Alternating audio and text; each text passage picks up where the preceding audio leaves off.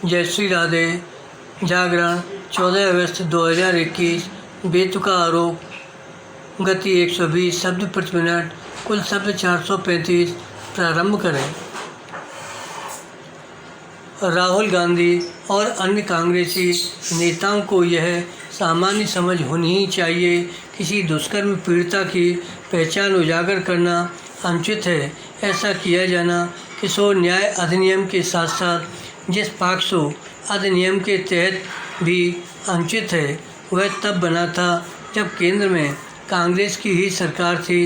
राहुल गांधी और अन्य कांग्रेसियों को यह भी पता होना चाहिए, किसी दुष्कर्म पीड़िता की पहचान उजागर करने के मामले में पहली बार कार्रवाई नहीं की गई। ऐसा पहले भी किया जा चुका है और यदि कांग्रेस जन इससे अनभिज्ञ हैं तो यह उनकी नादानी ही है, इसमें कोई दो राय नहीं की।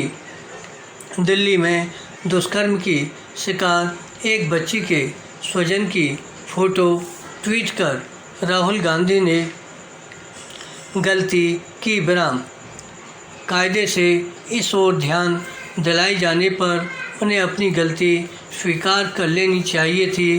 कोई नहीं जानता कि उन्होंने गलती मानने के बजाय उस पर अड़ना क्यों बेहतर समझा।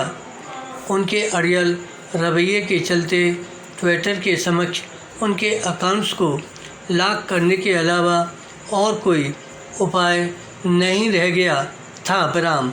उसने ऐसा ही किया। इसी के साथ पता नहीं कैसे कांग्रेसी नेताओं को यह आभास हो गया, यह राहुल गांधी के प्रति अपनी निष्ठा जताने का सही समय है। उन्होंने दुष्कर्म पीड़िता बच्ची के स्वजन की उसी फोटो के साथ धड़ाधड़ ट्वीट करने शुरू कर दिए। इसे हद दर्जे की चाटुकारिता और निम्न स्तर की मूर्खता के अलावा और कुछ कहना कठिन है। पैरा, किसी भी दल के नेताओं और कार्यकर्ताओं को अपनी मूर्खता का भौंडा प्रदर्शन करने से बाज आना चाहिए, क्योंकि इससे वे हंसी के पात्र ही बनते हैं।